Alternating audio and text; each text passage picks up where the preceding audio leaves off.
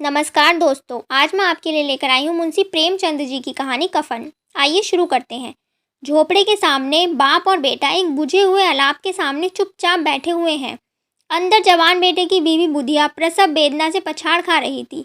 रह रहकर उसके मुंह से ऐसी दिल दहला देने वाली आवाज़ निकलती थी कि दोनों कलेजा थाम लेते थे। जाड़ों की रात थी, प्रकृति सन्नाटे में डूबी हुई, सारा गाँव अंधकार में विलय हो गया था। घीसू ने कहा, मालूम होता है बचेगी नहीं, सारा दिन दौड़ते हो गया, जा जाकर देखा, मरना ही है तो जल्दी मर क्यों नहीं जाती। तू बड़ा बेदर्द है वे, साल भर जिसके साथ सुख चैन से रहा, उसी के साथ इतनी बेवफाई। मुझसे उसका तड़पना और हाथ पांव पटकना देखा नहीं जाता। चमारों का कुनबा था और सारे गांव में बदनाम। घीसू एक दिन काम करता तो 3 दिन आराम करता। माधव इतना कामचोर था कि आधा घंटे का काम करता तो घंटा भर चिलम पीता, इसीलिए उन्हें कहीं मजदूरी नहीं मिलती थी। घर में मुट्ठी भर भी अनाज मौजूद हो तो उनके लिए काम करने की कसम थी। जब 2-4 फाके हो जाते तो घीसू पेड़ पर चढ़कर लकड़ियां तोड़ लाता और माधव बाजार में बेच आता, और जब तक वो पैसे रहते दोनों इधर उधर मारे मारे फिरते। गांव में काम की कमी न थी, किसानों का गांव था, मेहनती आदमी के लिए 50 काम थे, मगर उन दोनों को तभी बुलाते जब 2 आदमियों से एक का काम पाकर भी संतोष कर लेने के सिवा कोई और चारा न होता। अगर दोनों साधु होते तो निसंतोष और धैर्य के लिए संयम और नियम की बिल्कुल ज़रूरत न होती। ये उनकी प्रकृति थी। विचित्र जीवन था इनका। घर में मिट्टी के 2-4 बर्तन के सिवा कोई संपत्ति नहीं। फटे चिथड़ों से अपनी नग्नता को ढके जिए जाते थे। संसार की चिंताओं से मुक्त, कर्ज से लदे हुए, गालियाँ भी खाते, मार भी खाते, मगर कोई गम नहीं। दीन इतने की वसूली की कोई आशा न रहने पर भी लोग इन्हें कुछ न कुछ दे देते। मटर आलू की फसल में दूसरों के खेत से मटर या आलू उखाड़ लाते और भून भून कर खाते, या 10-5 ऊख उखाड़ लेते और रात को चूसते। घीसू ने इसी प्रवृत्ति से 60 साल की उम्र काट ली और माधव भी इसी प्रवृत्ति पर चल रहा था, बल्कि उसका नाम और भी उजागर कर रहा था। इस वक्त भी दोनों अलाव के सामने बैठकर आलू भून रहे थे, जो कि किसी खेत से खोद लाए थे। घीसू की स्त्री का तो बहुत दिन हुए देहांत हो गया था। माधव का ब्याह पिछले साल हुआ था। जब से यह औरत आई थी उसने खानदान में व्यवस्था की नींव डाली थी और इन दोनों बेगैरतों का दोजख भरती थी। जब से वो आई ये दोनों और भी आराम तलब हो गए थे, बल्कि कुछ अकड़ने भी लगे थे। कोई कार्य करने बुलाता तो निर्ब्याज होकर दुगनी मजदूरी मांगते। वही औरत आज प्रसव वेदना से मर रही थी और ये दोनों शायद इसी इंतजार में थे कि वो मर जाए तो वे आराम से सोएं। घीसू ने आलू छीलते हुए कहा, जाकर देख तो क्या दशा है उसकी, चुड़ैल का फिसाद होगा और क्या। अब तो ओझा भी 1 रुपया मांगता है। माधव को भय था कि यदि वह कोठरी में गया तो घीसू आलू का एक बड़ा भाग साफ कर देगा। बोला, मुझे वहां जाते डर लगता है। डर किस बात का, मैं तो यहाँ हूँ ही, तो तुम जाकर देखो ना। मेरी औरत जब मर गई थी तो मैं 3 दिन तक उसके पास से हिला तक नहीं, और वो मुझसे लजाएगी कि नहीं। जिसका कभी मुंह तक ना देखा उसका उगड़ा हुआ बदन देखूं, शुद्ध भी तो ना होगी। मुझे देख लेगी तो खुलकर हाथ पाँव भी ना पटक सकेगी। मैं सोचता हूँ कि कोई बाल बच्चा हुआ तो क्या होगा। सौंठ, गुड़, तेल कुछ भी तो नहीं है घर में, सब कुछ आ जाएगा, भगवान दे तो। जो लोग अभी तक पैसा नहीं दे रहे हैं वो ही कल बुलाकर रुपए देंगे। मेरे 9 लड़के हुए, घर में कुछ भी नहीं था, मगर भगवान ने किसी न किसी तरह बेड़ा पार ही लगाया। जिस समाज में मेहनत करने वालों की हालत उनकी हालत से कुछ अच्छी ना थी, और किसानों के मुकाबले में वे लोग जो किसानों की दुर्बलताओं से लाभ उठाना जानते थे कहीं ज़्यादा संपन्न थे, वहाँ इस तरह की मनोवृत्ति का पैदा हो जाना कोई अचरज की बात न थी।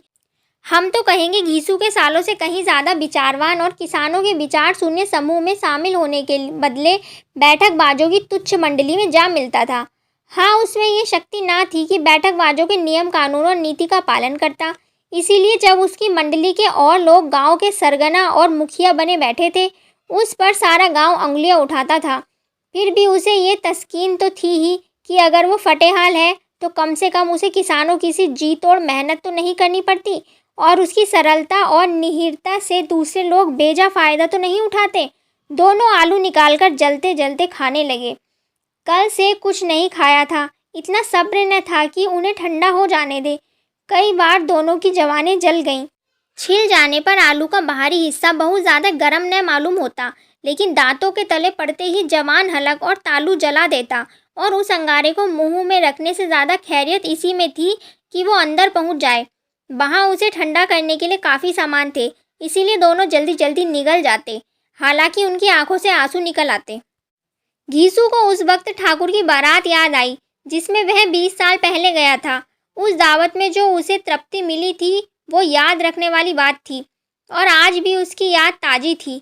वो बोला वो भोज नहीं भूलता। तब से इस तरह का खाना भरपेट नहीं मिला। लड़की वालों ने तो सबको भरपेट पूड़ियाँ खिलाई थी, असली घी की। चटनी, रायता, 3 तरह के सूखे साग, रस्सेदार तरकारी, दही, चटनी। अब तुम्हें क्या क्या बताऊं, भोज में क्या स्वाद मिला। रोक टोक नहीं थी, जो चीज़ चाहो मांगो, जो चीज़ चाहे खाओ। लोगों ने ऐसा खाया कि किसी से पानी तक न पिया गया। मगर परोसने वाले हैं कि पत्तल में गरम गरम गोल गोल स्वादिष्ट कचौड़ियाँ डाल देते हैं। मना करते हैं कि नहीं चाहिए, पत्तल पर हाथ से रोके हुए, मगर बे है कि दिए जाते हैं। और जब सबने मुंह धो लिया तो पान इलायची भी मिली, मगर मुझे पान लेने की कहाँ सुध थी। मुझसे तो खड़ा हुआ न जाता था। मैं तो चटपट कंबल में जाकर लेट गया।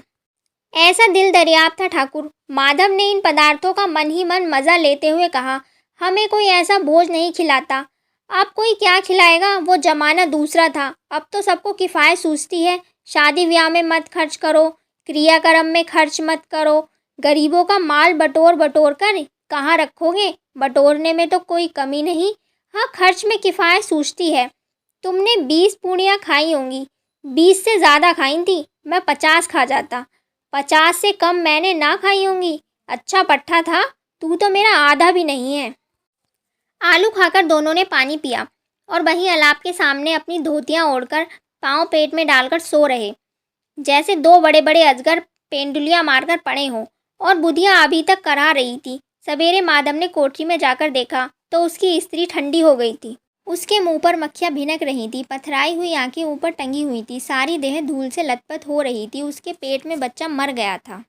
माधव भागा भागा घीसू के पास आया और फिर दोनों जोर जोर से छाती पीटने लगे। पड़ोस वालों ने रोना धोना सुना तो दौड़े हुए आए और अपनी मर्यादा के अनुसार उन अभागों को समझाने लगे, मगर ज़्यादा रोने पीटने का अवसर न था। कफन की और लकड़ी की फिक्र करनी थी। घर में से पैसा इस तरह गायब था जैसे चील के घोंसले में मांस। बाप बेटे रोते हुए गांव के जमींदार के पास गए। वो इन दोनों की सूरत से नफरत करते थे। कई बार इन्हें अपने हाथों से पीट चुके थे, चोरी करने के लिए, वक्त पर काम न आने के लिए। पूछा, क्या है बे घिसुआ, रोता क्यों है? अब तो तू कहीं दिखलाई भी नहीं देता। मालूम होता है इस गांव में रहना नहीं चाहता। घीसू ने जमीन पर सिर रखकर आंखों में आंसू भरे कहा, सरकार बड़ी विपत्ति में हूँ। माधव की घरवाली गुजर गई, रात भर तड़पती रही। सरकार हम दोनों उसके सिरहाने बैठे रहे, दवा दारू जो कुछ हुआ सब कुछ किया, मगर वो हमें दगा दे गई। अब तो कोई रोटी देने वाला भी न रहा मालिक। तबाह हो गए, घर उजड़ गया। आपका गुलाम हूँ, आपके सिवा कौन है, उसकी मिट्टी पार लगाइएगा। हमारे हाथ में जो कुछ था वो सब दवा दारू में उठ गया। सरकार की दया होगी तो उसकी मिट्टी उठेगी। आपके सिवा किसके द्वार पर जाऊँ? जमींदार साहब दयालु थे, मगर घीसू पर दया करना काले कंबर पर रंग चढ़ाना था। जी में तो आया, कह दे चल दूर हो जाए यहाँ से। वैसे तो बुलाने पर भी नहीं आता, आज गरज पड़ी तो खुशामद कर रहा है, हरामखोर कहीं का बदमाश।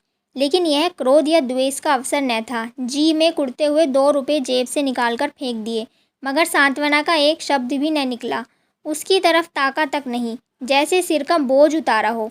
जब जमींदार साहब ने 2 रुपये दिए तो गांव के बनिए महाजनों को इनकार का साहस कैसे होता। घीसू जमींदार के नाम का ढिंढोरा भी पीटना जानता था। किसी ने 2 आने दिए, किसी ने 4 आने। 1 घंटे में घीसू के पास 5 रुपये की अच्छी रकम जमा हो गई। कहीं से अनाज मिल गया, कहीं से लकड़ी। दोपहर को घीसू और माधव बाजार से कफन लाने चले। गांव की नर्म दिल स्त्रियां आ आकर लाश देखती और उसकी बेबसी पर 2 बूंद आंसू गिराकर चली जाती। बाजार में पहुंचकर घीसू बोला, लकड़ी तो उसे जलाने भर को मिल गई है। माधव बोला, हाँ लकड़ी तो बहुत है, बस कफन चाहिए। चलो कोई हल्का सा कफन ले ले। हाँ हाँ और क्या, लाश उठते उठते रात हो जाएगी। रात को कौन कफन देखता है? कैसा अजीब रिवाज है, जिसे जीते जी चिथड़ा भी ना मिले उसे कफन चाहिए। कफन लाश के साथ जल ही तो जाता है, और क्या होता है। यही 5 रुपये पहले मिलते तो दवा दारू कर लेते। दोनों एक दूसरे के मन की बात ताड़ रहे थे। बाजार में इधर उधर घूमते रहे, कभी इस बजाज की दुकान पर गए, कभी उस बजाज की दुकान पर गए। तरह तरह के कपड़े रेशमी और सूती देखे पर कुछ जचा नहीं। यहाँ तक कि शाम हो गई। तब वो दोनों ना जाने किस देवीय प्रेरणा से एक मदिरालय जा पहुँचे और जैसे किसी पूर्व निश्चित व्यवस्था से अंदर चले गए। वहाँ दोनों जरा देर असमंजस में खड़े रहे। फिर घीसू ने गद्दी के सामने जाकर कहा, साहू जी एक बोतल हमें भी देना। उसके बाद कुछ चिखौना आया, तली हुई मछली आई और दोनों बरामदे में बैठकर शांतिपूर्वक पीने लगे। कई कुज्जियाँ ताबड़तोड़ पीने के बाद दोनों सरगुट में आ गए। घीसू बोला, कफन लगाने से क्या मिलता, आखिर जल ही तो जाता, कुछ बहू के साथ तो न जाता। माधव आसमान की तरफ देखकर बोला, मानो देवताओं को अपनी निष्पापता का साक्षी बना रहा हो। दुनिया का दस्तूर है, नहीं लोग बामनों को हज़ारों रुपए क्यों देते हैं? कौन देखता है परलोक में मिलता है या नहीं? बड़े आदमियों के पास धन है, हमारे पास फूकने को क्या है? लेकिन लोगों को क्या जवाब दोगे? लोग पूछेंगे नहीं कफन कहाँ है? घीसू हंसा, अब एक कह देंगे कि रुपए कमर से खिसक गए, बहू ढूंढा मिले नहीं। लोगों को विश्वास नहीं आएगा, लेकिन फिर भी वही रुपए देंगे। माधव भी हंसा इस अनापेक्षित सौभाग्य पर। बोला, बड़ी अच्छी थी बेचारी, मरी तो खूब खिला पिलाकर, आधी बोतल से ज़्यादा उड़ गई।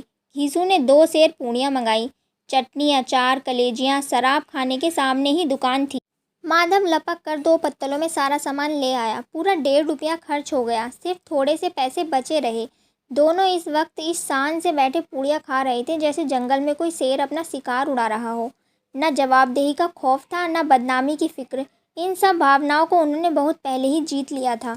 घीसू दार्शनिक भाव से बोला, हमारी आत्मा प्रसन्न हो रही है तो क्या उसे पुण्य ना होगा?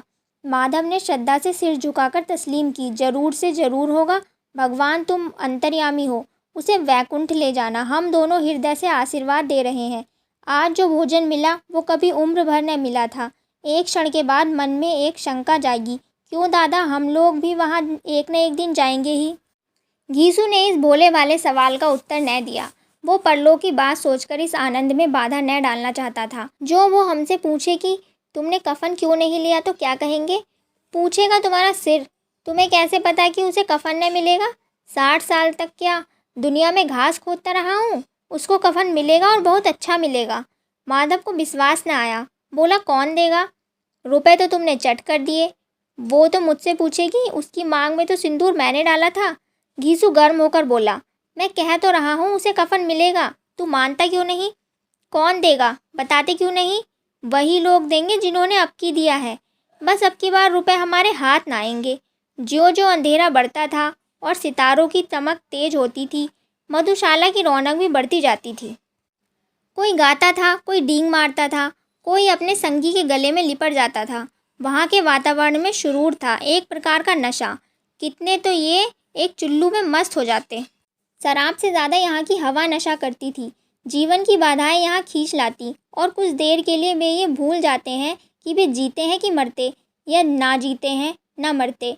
और ये दोनों बाप बेटे अपनी मज़े ले लेकर चुस्कियाँ ले रहे थे। सबकी निगाहें इनकी ओर जमी थी। दोनों कितने भाग्य के बली हैं। पूरी बोतल बीच में है।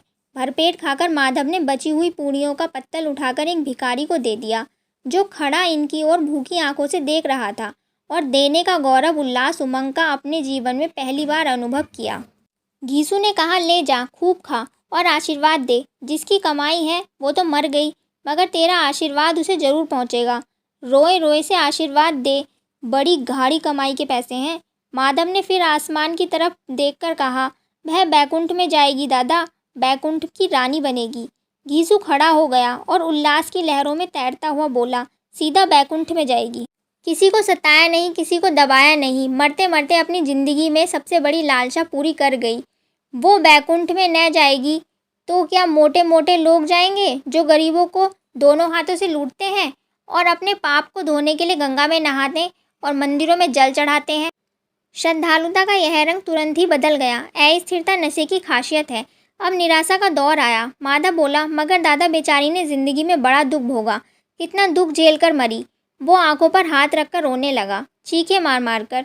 घीसू ने समझाया, क्यों रोता है बेटा, खुश हो जा कि वो माया जाल से मुक्त हो गई, जंजाल से मुक्त हो गई। बड़ी भागवान थी जो इतनी जल्दी माया मोह के बंधन तोड़ दिए।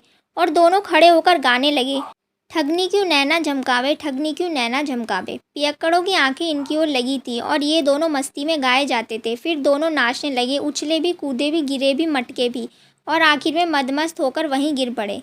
कहानी समाप्त। धन्यवाद।